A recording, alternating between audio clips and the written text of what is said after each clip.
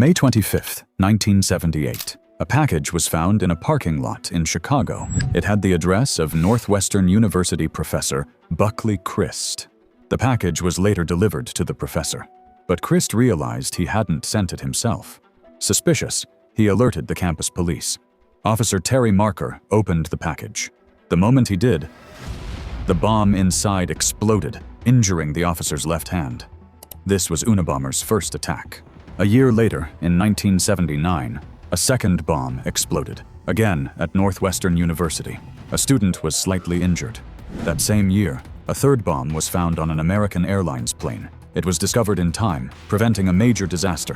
In 1981, another bomb was sent to a computer store in Utah. The explosion caused serious damage, but no one was killed. In 1985, 4 separate bombs were sent. One was defused, 2 caused serious injuries. The last one resulted in a death. All these attacks carried a similar signature, FC Freedom Club. The pattern of the explosions, the construction of the packages, and the materials used all seemed to come from the same hand. America slowly began to realize these were not random attacks. The bombs were consistently targeting universities and airlines. Inspired by this, the FBI gave the case the name Unabomber. What they would later learn was even more chilling. The Unabomber was the smartest living serial killer. For a full 17 years, the Unabomber sent increasingly sophisticated bombs to universities, computer companies, and airlines. These attacks caused 3 deaths and dozens of injuries. In 1979, the FBI formed a 150-person task force for this case. Welcome to the Unabomber Task Force. According to official records, it became the most time and money-consuming investigation in FBI history. The deadliest serial bomber in history, the Unabomber. The bombs all carried the same signature, FC. The part that he's sure will survive the blast. To make sure we know it's him. But who was this man? What did he want? What had he done? The first attack began at Northwestern University in 1978. In 1979, another package. In November 1979, he nearly brought down American Airlines Flight 444. In 1980, the president of United Airlines was seriously injured. In 1981 and 1982, bombs exploded at universities. Computer and engineering professors were targeted. In 1985 and 1987, 2 computer stores were attacked. These attacks continued, eventually reaching a total of 16 bombings. The FBI worked for years. They sent bombs for forensic analysis, examined the victims' backgrounds, but no evidence was found. The Unabomber had left no forensic trace behind. And so, America was facing one of the smartest and most mysterious criminals in history. In the 18th year of the investigation, an event occurred that would change everything. A letter arrived at the New York Times. It was called The Unabomber's Manifesto, Industrial Society and Its Future, by FC. The Unabomber stated that if newspapers published his long essay, he would stop all his bombings. The FBI was divided. Some agents said, "The state's government does not negotiate with terrorists." Others argued, if we publish it, maybe someone who knows him will come forward. In the end, the decision was made. Not the New York Times, but the Washington Post would publish it. The Unabomber's full manifesto was printed, and in this way, he opened the doors of his mind, at least a little, to the public. The opening sentence of the manifesto read, "The Industrial Revolution and its consequences have been a disaster for the human race. Technology was supposed to liberate us, but it did not. Humans are reduced to products and cogs in a social machine. Stripped of honor, autonomy, and freedom. Our only option? Obedience. We have become like caged rats, distracted by the bewilderment of chasing the cheese we pursue. Status, promotions, money, a better car, a bigger house, more TV. Exhausted by entertainment, fixed with Prozac and therapy. Or if that fails, sent to mental hospitals or prisons." The Unabomber's manifesto continued with ideas like these. It read less like the words of a killer and more like the work of a modern philosopher. For the Unabomber, the only alternative, the only hope, was freedom, and the path to that freedom went through blowing everything up. This 35,000-word essay claimed that modern technology destroyed human freedom, ravaged nature, and turned people into mere cogs in a machine. When the manifesto was published, it sparked a nationwide debate. A San Francisco newspaper threatening to blow up an airliner They bound say it bears all the marks of the Unabomber. Federal officials believe the sender is the terrorist who has been sending bombs through the Unabomber appears to be ready to strike. Some said there are reasonable points here, while most agreed it was just the rationalizations of a terrorist. But the real breakthrough came from the style of the words. A woman living in Montana recognized certain expressions in the manifesto.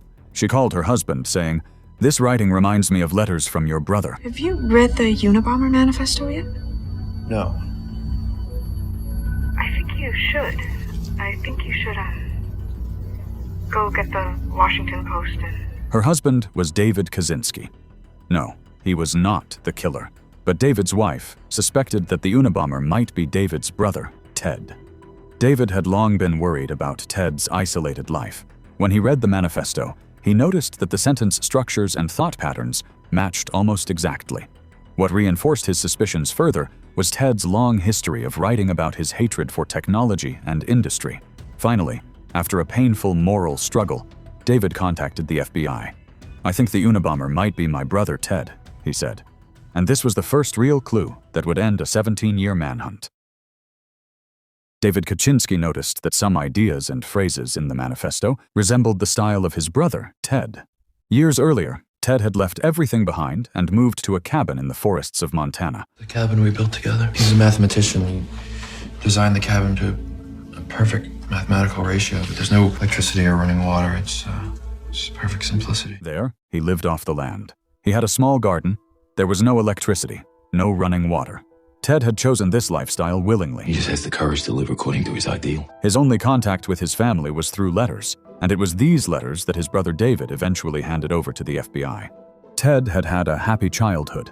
He possessed a brilliant intellect. By the age of 16, he was accepted into Harvard, one of the world's top universities.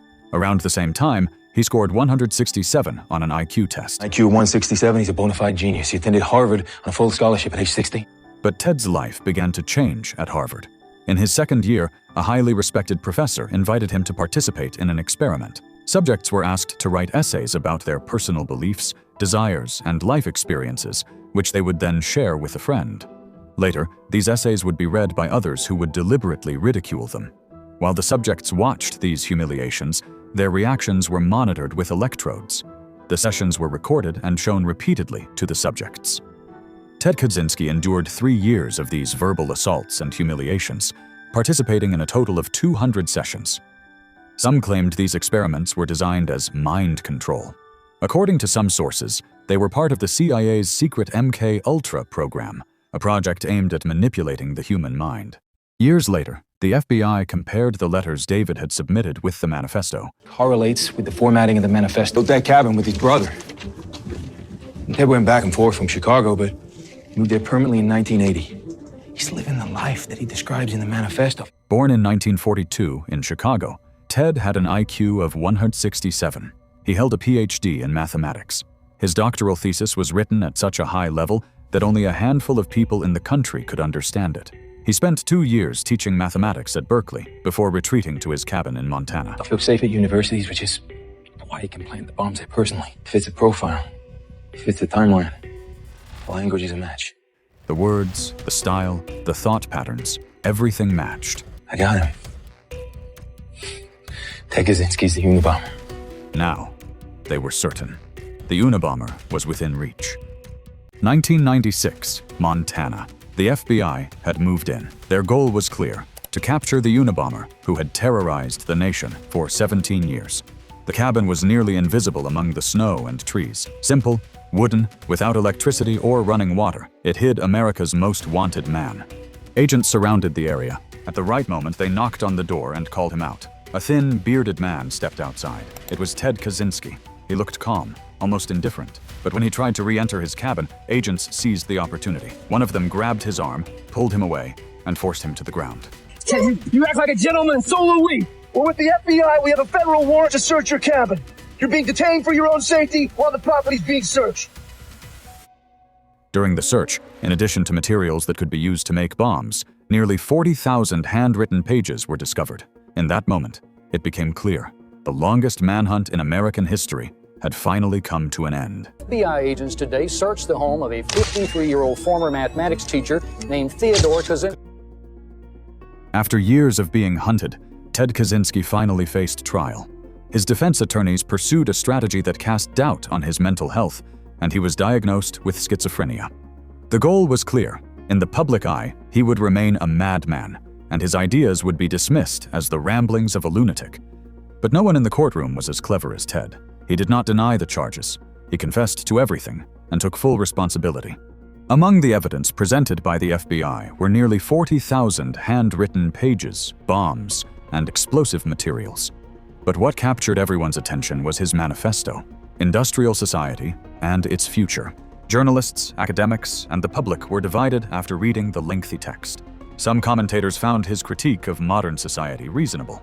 Kirkpatrick Sale, a social critic, said, "His analysis of the industrial system is correct. His conclusions, of course, are insane." Others saw it as the rationalizations of a terrorist. FBI Director Louis Freeh declared, "Nothing in this manifesto can justify the killing of innocent people." Even years later, the debate continued. Noam Chomsky remarked, "Some of his concerns about technology are not outlandish. But violence destroys the value of any argument." And many pointed back to his years at Harvard. Some researchers argued that the psychological experiments he endured there, humiliating, invasive, and possibly tied to the CIA's MK Ultra program, planted the seeds of his rage. In the end, Ted Kaczynski was sentenced to life imprisonment instead of the death penalty. During his years in prison, he continued to write, expressing his thoughts through books and letters. The Unabomber, Theodore Kaczynski, ended his own life in prison on June 10, 2023. Maybe the true danger was never Ted himself, but the world that created him, a world where technology grows faster than our ability to control it, where people are reduced to numbers, cogs, and consumers. Ted Kaczynski chose violence, and that can never be justified.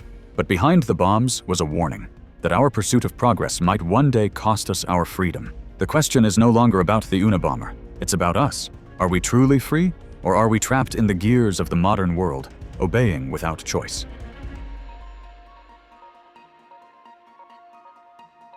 So, now what? Don't know. Anything we want, right?